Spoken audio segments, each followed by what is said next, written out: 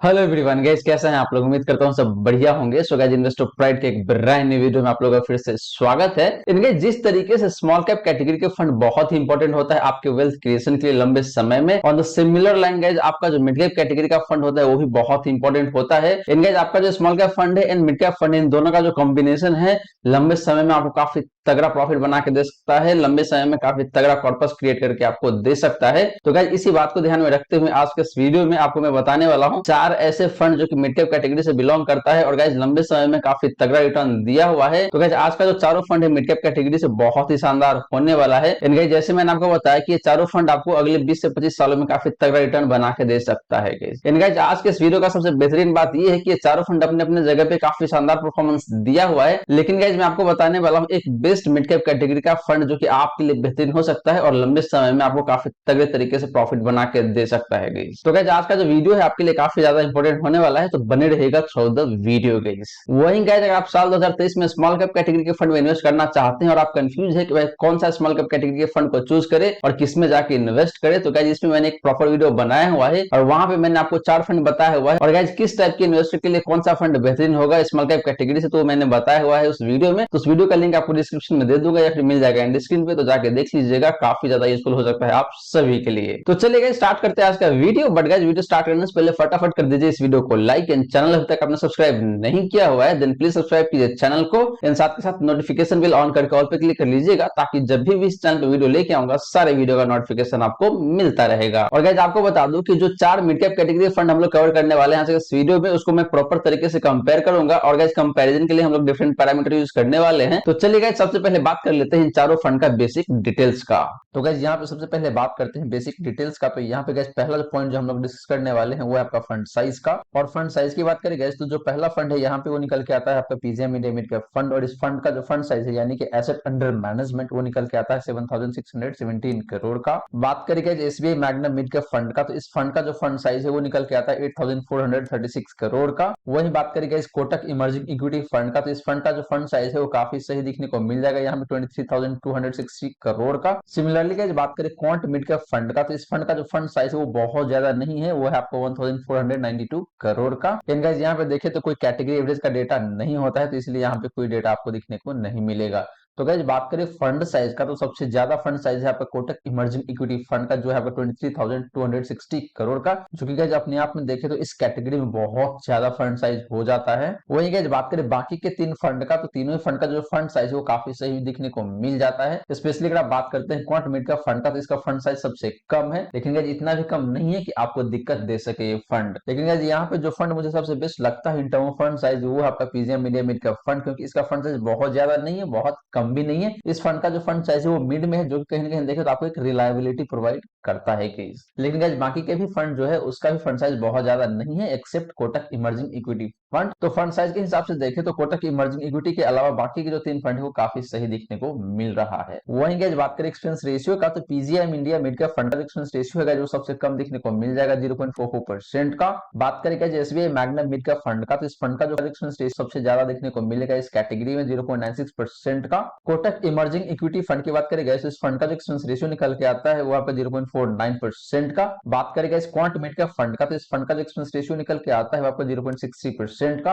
And lastly बात करें guys category average का तो इसका जो एक्सपेंस रेशियो निकल के आता है वो आपका यहाँ पे 0.86% का। तो गाइस यहाँ पे देखें तो सारे के सारे फंड का जो एक्सपेंस रेशियो है अपने कैटेगरी एवरेज से कम है except SBI magnum mid cap fund जिसका एक्सपेंस रेशियो आपका 0.96% का। तो गाइस एक्सपेंस रेशियो के मामले में देखें तो सबसे बेस्ट फंड जो मुझे यहाँ पे लगता है वो आपका PGM India mid cap fund, क्योंकि इसका एक्सपेंस रेशियो सबसे कम है गाइस। तो गाइस एक्सपेंस रेशियो जितना कम होता है उतना ही अच्छा होता है एक इन्वेस्टर के लिए। वहीं गाइस बात करें इन चारों फंड का इंसेप्शन का तो सबसे पहले बात करते हैं PGM India mid cap fund का। तो इस फंड का जो इंसेप्शन यानी कि लॉन्च हुआ था वो हुआ था दिसंबर 2013 में। SBI magnum mid cap fund की बात करें तो इस फंड का जो लॉन्च हुआ था वो हुआ था जनवरी 2013 को। तो मोटा मोटी देखे गए तो PGM India mid cap fund को भी 9 से 9.5 साल हो चुका है। SBI magnum mid cap fund की बात करें तो इस फंड को मोटा मोटी 10 साल या 10 साल से ज्यादा ही हो चुका है। बात करें कोटक इमर्जिंग इक्विटी फंड का तो ये फंड भी लॉन्च हुआ था आपका जनवरी 2013 में, तो इसको भी देखे तो 10 साल से ऊपर हो गया है। सिमिलरली जब बात करें क्वांट मिड कैप फंड का तो ये फंड भी लॉन्च हुआ था आपका जनवरी 2013 में ही, तो इस फंड को भी देखे तो 10 साल से ऊपर हो चुका है। तो यहाँ पे देखे तो चारों के चारों फंड फंड काफी पुराना है,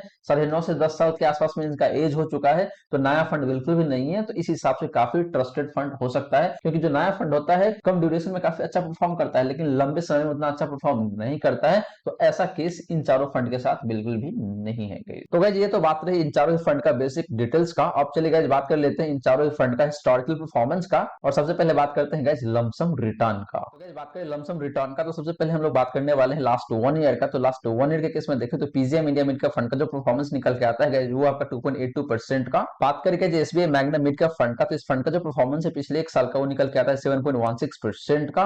वहीं बात करें guys Kotak emerging equity fund का, तो इस फंड का जो परफॉर्मेंस है पिछले एक साल में वो काफी सही दिखने को मिल जाएगा 9.01% का। सिमिलरली गाइस बात करें क्वांट मिड का फंड का, तो इस फंड का जो परफॉर्मेंस है पिछले एक साल का वो सबसे शानदार देखने को मिल जाएगा इन चारों फंड के कंपैरिजन में, और वो निकल के आता है आपका 13.14% का। एंड लास्टली बात करें गाइस कैटेगरी एवरेज का, तो इसका जो परफॉर्मेंस है पिछले एक साल का वो निकल के आता है यहाँ पे 7.49% का। तो गाइस लास्ट 1 ईयर में देखें तो आपका जो क्वांट मिड का फंड है इसने काफी शानदार परफॉर्मेंस करके दिया हुआ है। वहीं बात करें guys Kotak emerging equity fund का, तो इसका भी परफॉर्मेंस काफी शानदार है। एंड बात करें गाइस एसबीआई मैग्नम मिड का फंड का, तो इसका भी परफॉर्मेंस देखें तो मोटा मोटी कैटेगरी एवरेज के आसपास में ही है, तो कहीं कोई दिक्कत वाली बात नहीं है। वहीं अगर आप बात करते हैं पीजीएम इंडिया मिड का फंड का, तो इसका परफॉर्मेंस खराब है पिछले एक सालों में, इन अपने कैटेगरी एवरेज को भी अंडर परफॉर्म कर रहा है गाइस। तो गाइस जैसे मैंने आपको बताया कि लास्ट 1 ईयर में सबसे दमदार परफॉर्मेंस है आपका क्वांट मिड कैप फंड का। बात करें गाइस लास्ट 3 ईयर का, तो लास्ट 3 ईयर के केस में देखें तो PGM India mid cap fund का जो परफॉर्मेंस निकल के आता है वो काफी सही दिखने को मिल जाएगा 31.4% का। SBI Magna mid cap fund की बात करें गाइस तो इस फंड का जो परफॉर्मेंस है पिछले 3 सालों का ये भी काफी शानदार देखने को मिल जाएगा 24.15% का।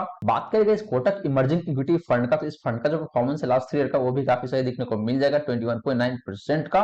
वही बात करें guys quant mid cap fund का, तो इस फंड का जो परफॉर्मेंस है लास्ट 3 ईयर का वो सबसे शानदार दिखने को मिल जाएगा, और वो रिटर्न निकल के आता है आपका यहाँ पे 34.3% का। लास्टली बात करें इस कैटेगरी एवरेज का, तो इसका जो परफॉर्मेंस निकल के आता है पिछले 3 सालों में वो है यहाँ पे 20.82% का। तो गाइस पिछले 3 साल में देखें तो चारों ही फंड का जो परफॉर्मेंस है काफी दमदार है, इन अपने कैटेगरी एवरेज को अच्छे खासे मार्जिन से आउट परफॉर्म किया हुआ है। लेकिन अगर आप बात करते हैं सबसे बेस्ट फंड का in term of last 3 year performance, तो वो निकल के आता है आपका quant mid cap fund guys. हालांकि गाइस आपका जो PGM India mid cap fund है इसका भी परफॉर्मेंस काफी शानदार है 31.4% का। एंड आपका जो SBI Magna mid cap fund है and Kotak emerging equity fund है, दोनों का रिटर्न देखें तो मोटा मोटी आसपास में दिख रहा है, बहुत ज्यादा का डिफरेंस नहीं है, लेकिन अच्छा रिटर्न माना जाएगा गाइस। बट जैसे मैंने आपको बताया कि सबसे बेहतरीन परफॉर्मेंस किसी एक फंड का पिछले 3 सालों में, तो वो है आपका क्वांट मिड कैप फंड का। सिमिलरली गाइस बात करें लास्ट 5 ईयर परफॉर्मेंस का, तो यहाँ पे PGM India mid cap fund का जो परफॉर्मेंस निकल के आता है गाइस वो आपका 18.76% का। SBI Magna mid cap fund की बात करें गाइस तो इस फंड का जो परफॉर्मेंस है पिछले 5 सालों का वो आपका 13.22% का। बात करें guys Kotak emerging equity fund का, तो इस फंड का जो परफॉर्मेंस है लास्ट 5 ईयर का वो निकल के आता है यहाँ पे 14.99% का, ऑलमोस्ट 15% का। वहीं बात करें guys quant mid cap fund का, तो इस फंड का जो परफॉर्मेंस है पिछले 5 साल का वो निकल के आता है यहाँ पे 20.22% का। लास्टली बात करें गाइस कैटेगरी एवरेज का, तो इसका जो परफॉर्मेंस निकल के आता है पिछले 5 सालों का वो है आपका 12.94% का। तो guys similar to last 3 year performance, last 5 year के केस में भी देखें तो चारों ही फंड का जो परफॉर्मेंस है काफी शानदार है, इन अपने कैटेगरी एवरेज को अच्छे खासे मार्जिन से आउट परफॉर्म किया हुआ है। लेकिन गाइस अगर आप बात करते हैं सबसे best fund in term of last 5 year performance, तो वो निकल के आता है यहाँ पे आपका quant mid cap fund guys. हालांकि आपका जो PGM India mid cap fund है इस फंड का परफॉर्मेंस काफी सही है। इन कोटक इमर्जिंग इक्विटी फंड की बात करें तो इसका भी रिटर्न देखें तो काफी सही दिखने को मिल रहा है गाइस। लेकिन जैसे मैंने आपको बताया कि लास्ट 5 के परफॉर्मेंस के मामले में सबसे बेस्ट फंड जो निकल के आता है वो है आपका क्वांट मिड कैप फंड। इसके बाद देखें तो आपका PGM India mid cap fund का परफॉर्मेंस काफी शानदार दिखने को मिल रहा है। तो गाइस ये तो बात रही आपका लमसम रिटर्न का, और गाइस यहाँ पे देखें तो अक्रॉस द टाइम फ्रेम आपका जो क्वांट मिड कैप फंड है इसका परफॉर्मेंस काफी शानदार है। हालांकि आपका जो PGM India mid cap fund है इसका भी परफॉर्मेंस काफी शानदार है पिछले 3 सालों में एंड पिछले 5 सालों में, लेकिन लास्ट 1 ईयर में इस फंड ने उतना अच्छा परफॉर्म नहीं किया हुआ है, तो इस बात को जरूर आपको ध्यान में रखना चाहिए गाइस। अब चलिए गाइस बात कर लेते हैं एसआईपी रिटर्न का। तो गाइस बात करें एसआईपी रिटर्न का, तो यहाँ पे हम लोग सबसे पहले बात करने वाले हैं लास्ट 1 ईयर का। तो लास्ट 1 ईयर के केस में देखें तो PGM India mid cap fund का जो परफॉर्मेंस निकल के आता है गाइस वो आपका यहाँ पे 3.7% का। बात करेंगे SBI Magna mid cap fund का, तो इस फंड का जो परफॉर्मेंस है पिछले एक साल का वो निकल के आता है 6% का। सिमिलरली गाइस बात करें कोटक इमर्जिंग इक्विटी फंड का, तो इस फंड का जो परफॉर्मेंस निकल के आता है लास्ट 1 ईयर का वो है आपका 9.04% का। वहीं गाइस बात करें क्वांट मिड कैप फंड का, तो इस फंड का जो परफॉर्मेंस है पिछले एक सालों में एसआईपी के केस में वो निकल के आता है यहाँ पे 11.13% का। तो गाइस यहाँ पे देखें तो एसआईपी रिटर्न के केस में लास्ट 1 ईयर में अगेन आपका जो क्वांट मिड कैप फंड है इसने काफी शानदार परफॉर्मेंस दिया हुआ है। हमने देखा कि लमसम रिटर्न के मामले में भी क्वांट मिड कैप फंड का जो परफॉर्मेंस लास्ट 1 ईयर में वो सबसे बेहतरीन था, और यहाँ एसआईपी के केस में भी सबसे सबसे बेहतरीन निकल के आ रहा है गाइस। बात करके लास्ट 3 ईयर परफॉर्मेंस का, तो यहाँ पे PGI India mid cap fund का जो परफॉर्मेंस निकल के आता है वो आपका ऑलमोस्ट 27% का। SBI Magna mid cap fund की बात करें तो इस फंड का जो परफॉर्मेंस है पिछले 3 सालों का वो निकल के आता है यहाँ पे 24.94% का, ऑलमोस्ट 25% का। बात करेगा इस कोटक इमर्जिंग इक्विटी फंड का, तो इस फंड का जो परफॉर्मेंस है पिछले 3 सालों का वो निकल के आता है यहाँ पे 23.62% का। एंड लास्टली बात करेगा इस कोटक मिड कैप फंड का, तो इस फंड का जो परफॉर्मेंस है पिछले 3 सालों का वो निकल के आता है यहाँ पे 32.07% का। तो guys similar to last 1 year performance पिछले 3 सालों में भी देखे तो कोटक मिड कैप फंड का जो परफॉर्मेंस है जो काफी शानदार देखने को मिल रहा है। इसके बाद देखे गाइस तो आपका जो PGM India mid cap fund है इसका भी परफॉर्मेंस काफी शानदार देखने को मिल रहा है, ऑलमोस्ट 27% का। लेकिन गाइस सबसे बेस्ट फंड जो निकल के आता है in term of last 3 year performance वो है आपका quant mid cap fund guys. Similarly guys बात करें लास्ट 5 ईयर परफॉर्मेंस का, तो यहाँ पे PGM India mid cap fund का जो परफॉर्मेंस निकल के आता है गाइस वो आपका ऑलमोस्ट 26% का। SBI Magna mid cap fund की बात करें गाइस, इस फंड का जो परफॉर्मेंस है पिछले 5 सालों का वो निकल के आता है यहाँ पे 21.1% का। बात करें guys Kotak emerging equity fund का, तो इस फंड का जो परफॉर्मेंस है लास्ट 5 ईयर का वो निकल के आता है यहाँ पे 20.87% का, ऑलमोस्ट 21% का।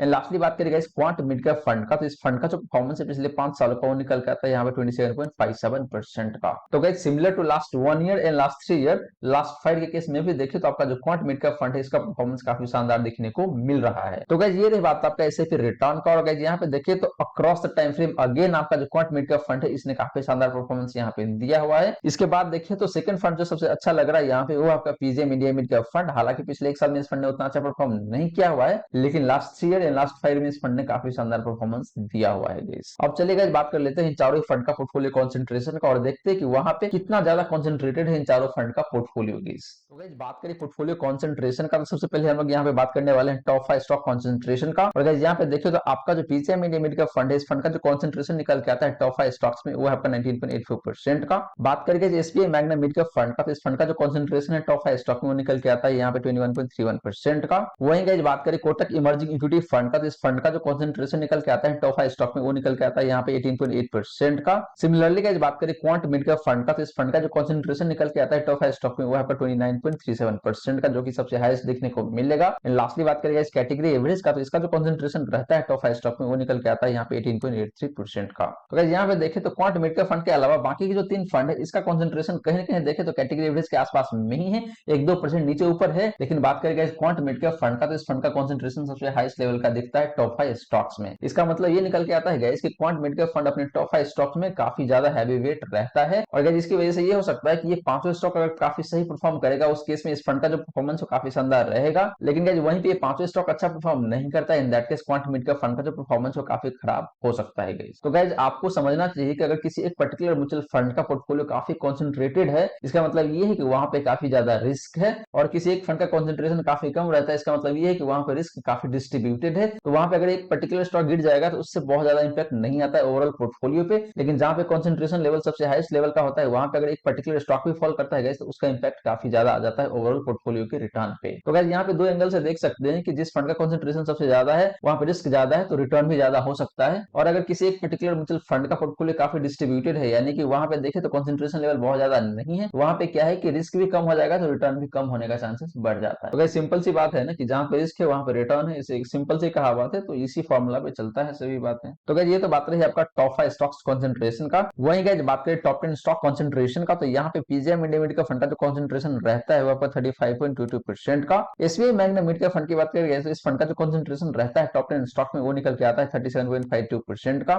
बात करें guys Kotak emerging equity fund का, तो इस फंड का जो कंसंट्रेशन रहता है टॉप 10 स्टॉक में वो निकल के आता है यहाँ पे 32.14% का। वहीं गाइस बात करें क्वांट मिड के फंड का, तो इस फंड का जो कंसंट्रेशन रहता है टॉप 10 स्टॉक में वो सबसे हाईएस्ट लेवल को देखने को मिल जाएगा यहाँ पे 50.67% का। एंड लास्टली बात करें गाइस कैटेगरी एवरेज का, तो इसका जो कंसंट्रेशन रहता है टॉप 10 स्टॉक में वो निकल के आता है यहाँ पे 32.75% का। तो guys similar to top 5 stock concentration, top 10 stock concentration के मामले में भी देखें तो क्वांट मिड का फंड का जो कंसंट्रेशन है वो सबसे हाईएस्ट लेवल का देखने को मिल रहा है। लेकिन गाइस इसके अलावा देखें तो बाकी के जो 3 फंड है उसका कंसंट्रेशन मोटामोटी देखें तो कैटेगरी एवरेज के आसपास में ही है, 2-3% नीचे ऊपर है, लेकिन बहुत ज्यादा का डिफरेंस नहीं है गाइस। सिमिलरली गाइस बात करें यहाँ पे टॉप 3 सेक्टर कंसंट्रेशन का, तो पीजीएम इंडिया मिड का फंड की बात करें तो इसका जो कंसंट्रेशन रहता है टॉप 3 सेक्टर में वो निकल के आता है 23.74% का। एसबीआई मैग्ना मिड का फंड की बात करें तो इस फंड का जो कंसंट्रेशन रहता है टॉप 3 सेक्टर में वो निकल के आता है यहाँ पे 30.3% का। बात करें कोटक इमर्जिंग इक्विटी फंड का, तो इस फंड का जो कंसंट्रेशन रहता है टॉप 3 सेक्टर में वो निकल के आता है यहाँ पे 18.05% का। वहीं गाइस बात करें क्वांट मिड कैप फंड का, तो इस फंड का जो कंसंट्रेशन रहता है टॉप 3 सेक्टर में वो है यहाँ पे 33.19% का।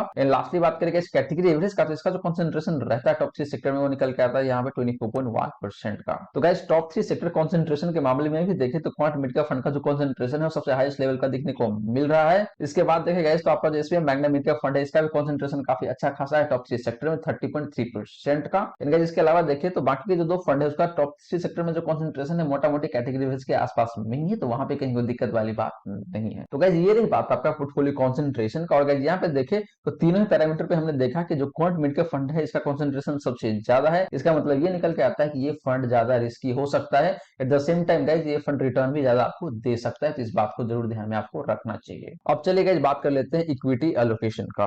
तो गाइस बात करें इक्विटी एलोकेशन का, तो यहाँ पे सबसे पहले मैं बात करने वाला हूँ लार्ज कैप स्टॉक का। तो गाइस लार्ज कैप के केस में देखें आपका जो पीजे मीडिया मिड कैप फंड है इस फंड का जो एलोकेशन रहता है लार्ज कैप स्टॉक में वो निकल के आता है यहाँ पे आपका 9.16% का। SBI Magna mid cap fund की बात करें गाइस इस फंड का जो एलोकेशन रहता है लार्ज कैप स्टॉक में वो निकल के आता है यहाँ पे 4.2% का। बात करेगा इस कोटक इमर्जिंग इक्विटी फंड का, तो इस फंड का जो एलोकेशन रहता है लार्ज कैप स्टॉक में वो निकल के आता है यहाँ पे 5.7% का। वहीं गाइस बात करें क्वांट मिड कैप फंड का, तो इस फंड का जो एलोकेशन रहता है लार्ज कैप स्टॉक में गाइस सबसे ज्यादा देखने को मिल जाएगा यहाँ पे 24.51% का। एंड लास्टली बात करेगा इस कैटेगरी एवरेज का, तो इसका जो एलोकेशन रहता है लार्ज कैप स्टॉक में वो है यहाँ पे 9.95% का। तो गाइस यहाँ पे देखें तो क्वांट मिड कैप फंड के अलावा बाकी के जो तीन फंड है इसका एलोकेशन लार्ज कैप स्टॉक में या तो कैटेगरी एवरेज के आसपास नहीं है या फिर उससे कम है। लेकिन गाइस आपका जो क्वांट मिड कैप फंड है इसका एलोकेशन लार्ज कैप स्टॉक में सबसे ज्यादा है 24.51% का। तो गाइस इससे फायदा ये हो सकता है कि जब मार्केट गिरता है उस केस में अगर लार्ज कैप स्टॉक पड़ा हुआ है इसके पोर्टफोलियो में तो उस केस में लार्ज कैप में कम गिरता है एंड बिकॉज ऑफ दैट इसका रिटर्न हो कम गिरेगा बाकी फंड के कंपैरिजन में। तो गाइस ये एक अच्छी बात है आपका क्वांट मिड कैप फंड का, क्योंकि इसका एलोकेशन लार्ज कैप स्टॉक में सबसे ज्यादा दिख रहा है एटलीस्ट बाकी के तीन फंड के कंपैरिजन में। बात करके मिड कैप एलोकेशन का, तो यहाँ पे PGM India mid cap fund का जो एलोकेशन है मिड कैप स्टॉक में वो निकल के आता है 42% का।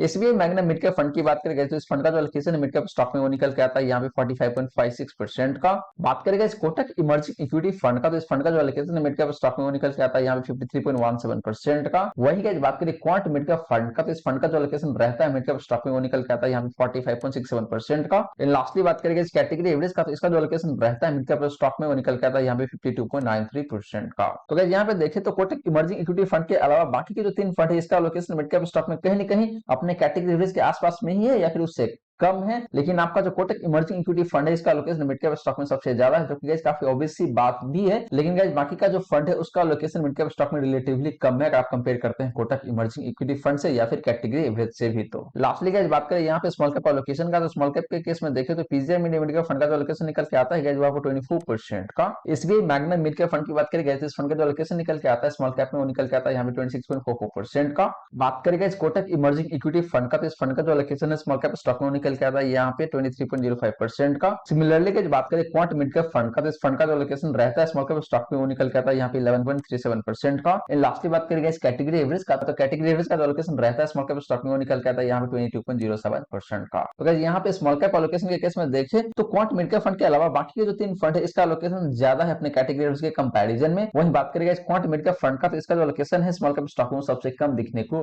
मिल रहा है। तो गाइस ये रही बात आपका इक्विटी एलोकेशन का। और गाइस यहाँ पे देखें तो मुझे यही पता चलता है कि आपका जो क्वांट मिड कैप फंड है ये थोड़ा ज्यादा सेफर हो सकता है अगर आप कंपेयर करते हैं बाकी के तीन फंड से। एटलीस्ट इक्विटी एलोकेशन के बेसिस पे देखते हैं तो ऐसा मुझे लग रहा है, क्योंकि इसका लार्ज कैप में एलोकेशन सबसे ज्यादा है, जो कि कहीं कहीं देखें तो एक आपको मार्जिन ऑफ सेफ्टी प्रोवाइड कर देता है कि जब मार्केट गिरेगा उस केस में ये कम गिरेगा। वहीं बात करें स्मॉल कैप का, तो स्मॉल कैप में सबसे कम एलोकेशन है। इसका मतलब ये है कि जब मार्केट गिरेगा तो स्मॉल कैप बहुत गिरता है, तो इस फंड का जो परफॉर्मेंस है उतना खराब नहीं होगा। और मिड कैप में देखें तो मिड कैप में काफी अच्छा खासा एलोकेशन है, कम भी नहीं है तो बहुत ज्यादा भी नहीं है, तो इससे रिटर्न बैलेंस हो सकता है। तो गाइस रिसेंट टाइम में देखें तो आपका जो क्वांट मिड कैप फंड इसका परफॉर्मेंस काफी बेहतरीन है, तो इसका ये भी एक रीजन हो सकता है जिसकी वजह से इस फंड का परफॉर्मेंस काफी बढ़िया रहा है रिसेंट टाइम में। अब चलिए गाइस बात कर लेते हैं इन चारों ही फंड का डिफरेंट रिस्क रेशियोज का, और देखते हैं कि कौन सा फंड आपके लिए कितना रिस्की हो सकता है on the basis of different risk ratios case. तो गाइस बात करें रिस्क रेशियोज का, तो सबसे पहले बात करने वाला है यहाँ पे स्टैंडर्ड डिवीजन का। तो गाइस स्टैंडर्ड डिवीजन के केस में देखें तो PGI media mid cap fund का स्टैंडर्ड डिवीजन निकल के आता है गाइस वो आपका 21.2% का। बात करें guys SBI Magna mid cap fund का, तो इस फंड का स्टैंडर्ड डिवीजन निकल के आता है वो आपका 19.61% का।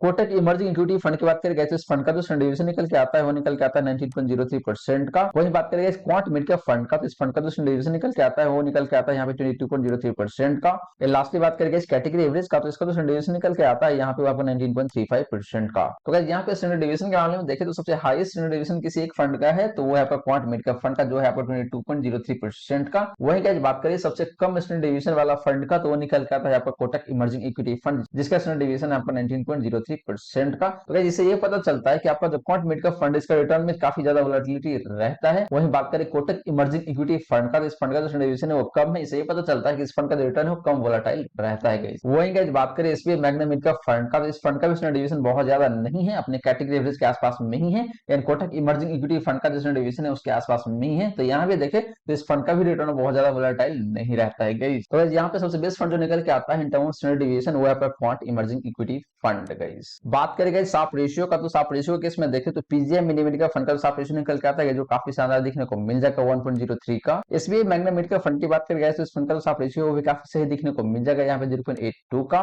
बात करें इस कोटक इमर्जिंग इक्विटी फंड का, तो इस फंड का जो साफ रेशियो है वो निकल के आता है यहाँ पे 0.71 का। वहीं बात करें इस क्वांट मिड का फंड का, तो इस फंड का साफ रेशियो का जो सबसे बेहतरीन दिखने को मिल जाएगा यहाँ पे 1.06 का। लास्टली बात करें इस कैटेगरी एवरेज का, तो इसका जो साफ रेशियो निकल के आता है वो निकल के आता है 0.66 का। तो कहीं साफ रेशियो के मामले में देखें तो चारों फंड का जो साफ रेशियो है काफी शानदार है अपने कैटेगरी एवरेज के कंपैरिजन में। लेकिन अगर आप बात करते हैं सबसे बेस्ट फंड का इन टर्म्स ऑफ साफ रेशियो, तो वो निकल के आता है आपका क्वांट मिड का फंड गाइस। लेकिन गाइस पीजीएम इंडिया मिड का फंड की भी बात करें तो इस फंड का भी साफ रेशियो काफी शानदार है। तो दोनों ही फंड मुझे काफी सही दिखता है गाइस साफ रेशियो के मामले में। लास्टली गाइस बात करें अल्फा का, तो अल्फा के केस में देखें तो आपका जो पीजीएम इंडिया मिड का फंड है गाइस, इस फंड का जो अल्फा निकल के आता है वो आपका 7.38% का। बात करें एसबीआई मैग्ना मिड का फंड का, तो इस फंड का जो अल्फा निकल के आता है आपका यहाँ पे वो निकल के आता है 2.98% का, ऑलमोस्ट 3% का। कोटक इमर्जिंग इक्विटी फंड की बात करें गाइस, इस फंड का जो अल्फा निकल के आता है वो सबसे कम दिखने को मिल जाएगा 0.51% का। वहीं गाइस बात करें क्वांट मिड का फंड का, तो इस फंड का जो अल्फा निकल के आता है जो सबसे बेहतरीन दिखने को मिल जाएगा 9.51% का। एंड लास्टली बात करें इस कैटेगरी एवरेज का, तो इसका जो अल्फा निकल के आता है यहाँ पे वो निकल के आता है 1.18% का। तो गाइस अल्फा के केस में देखें तो कोटक इमर्जिंग इक्विटी फंड के अलावा बाकी के जो तीन फंड है उसका अल्फा सबसे बेहतरीन है।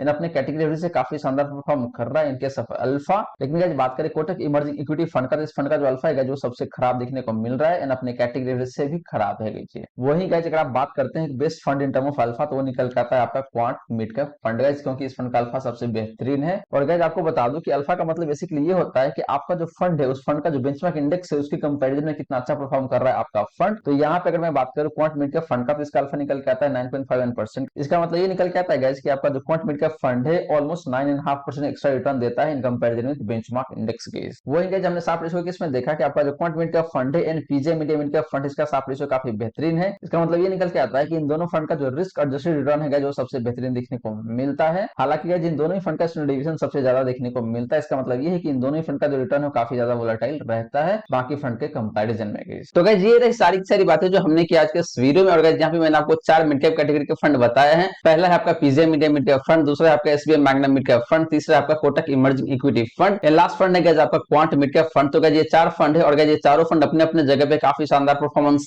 दिया हुआ है। लेकिन गाइस बात करें वैसे इन्वेस्टर का जिनका रिस्क प्रोफाइल काफी अग्रेसिव नेचर का है, तो वो जा सकते हैं इधर PGM India mid cap fund के साथ या फिर क्वांट मिड कैप फंड के साथ। वहीं अगर आपका रिस्क प्रोफाइल मॉडरेट नेचर का है गाइस, इन दैट केस आप डेफिनेटली जा सकते हैं SBI Magna mid cap fund के साथ या फिर कोटक इमर्जिंग इक्विटी फंड के साथ। गाइस इन दोनों फंड का रिटर्न काफी शानदार है, लेकिन at the same time guys इसका रिस्क रेशियोज काफी सही है, यानी कि रिस्की फंड उतना नहीं है अगर आप कंपेयर करेंगे PGM India mid cap fund से या फिर क्वांट मिड कैप फंड से। तो जैसे मैंने आपको बताया कि अगर आप एक मॉडरेट रिस्क की इन्वेस्टर हैं, इन दैट केस आप डेफिनेटली जा सकते हैं इधर SBI Magna mid cap fund के साथ या फिर कोटक इमर्जिंग इक्विटी फंड के साथ। गाइस तो गाइस आशा करता हूं जितनी भी बातें मैंने बताने की कोशिश की है सारी बातें आपको समझ में आ गया होगा। मन में अगर कोई डाउट है क्वेश्चन है तो फटाफट कमेंट सेक्शन में पूछ लीजिए, आपके क्वेश्चन का रिप्लाई मैं कर दूंगा। वहीं अगर आप चाहते हैं कि मैं आपका म्यूचुअल फंड पोर्टफोलियो को रिव्यू करूं तो आप अपना mutual fund portfolio comment section में मेंशन कर सकते हैं। इन गाइस वीडियो अच्छी लगी हो तो वीडियो को लाइक जरूर करिए, इन वीडियो को शेयर कर दे अपने फ्रेंड फैमिली सर्कल में ताकि बाकी लोगों को भी इस वीडियो का फायदा हो सके। इन आपने चैनल को अभी तक सब्सक्राइब नहीं किया हुआ है देन प्लीज सब्सक्राइब कीजिए चैनल को, इन साथ साथ नोटिफिकेशन बिल ऑन करके ऑल पे क्लिक कर लीजिएगा ताकि जब भी इस चैनल पे वीडियो लेके आऊंगा सारे वीडियो का नोटिफिकेशन आपको